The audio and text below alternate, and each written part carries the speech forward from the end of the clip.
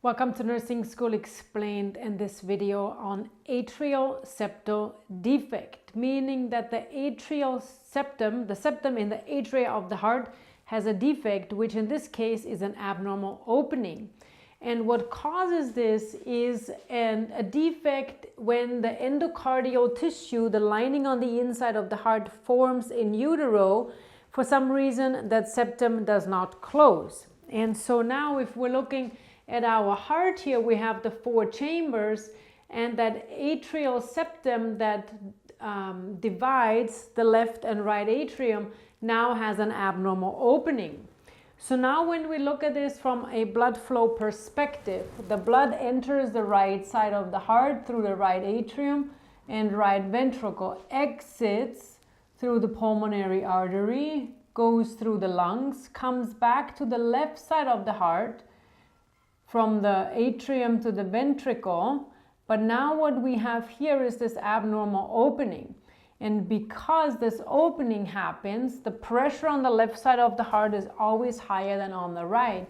So the blood then gets recirculated through that atrial septum, goes back through the right atrium, right ventricle, and recirculates again. Of course, some blood is going to go down to the left ventricle and then get ejected through the aorta and through the body. But we have this extra blood flow here from the left to the right side of the heart.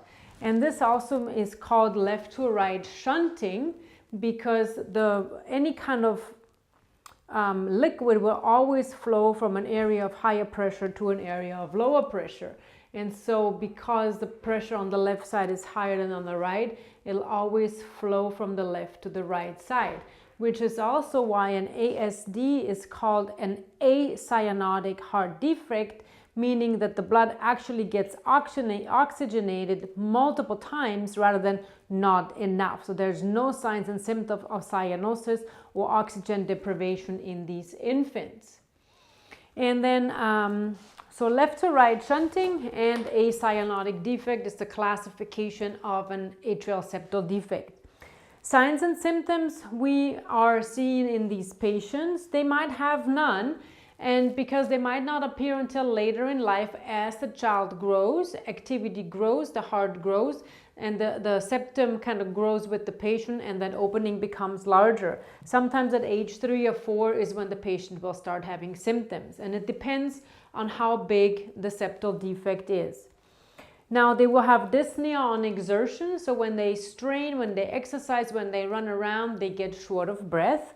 And they might have some atrial dysrhythmias because there's so much extra blood flow in the atria that the tissue there can get irritated. They might also have recurring respiratory infections because we have all this extra blood flow going through the lungs, meaning that they are at higher risk for developing infections there, and they might also have pulmonary hypertension.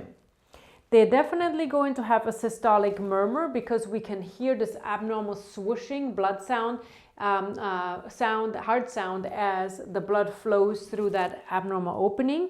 And they might even have a mitral valve regurgitation, because now that left side of the heart has to handle all that extra blood flow, and it might then start regurgitating into that left atrium. So complications that can happen when a child has an atrial septal defect are those of heart failure, because so much volume, extra volume, is being recirculated through the heart, putting extra pressure on that heart muscle. They might also be more prone for a stroke because the flow as it goes through the atria can be very turbulent, forming clots, and then they break off and cause an ischemic stroke. And they also might have pulmonary hypertension, like I already mentioned. So treatment for atrial septal defect, sometimes these children just need to be closely observed because 80% of ASDs close by the age of 4.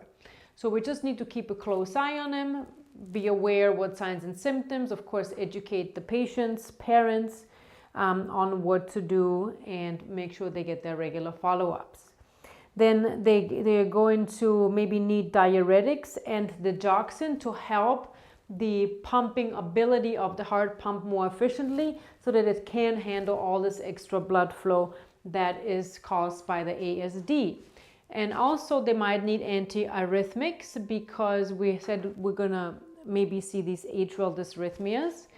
And then for surgical options, there's an occluder device that can be inserted there, basically a flap that lays over that ASD and then closes that opening. Or they might need open heart surgery if the defect is more involved, or maybe involves one of the valves or is overlapping, and so open heart surgery might be another treatment option for this particular patient. Thanks for watching this video. Check out the other videos I also have about the other pediatric heart defects, and I'll see you soon right back here on Nursing School Explained. Thanks for watching.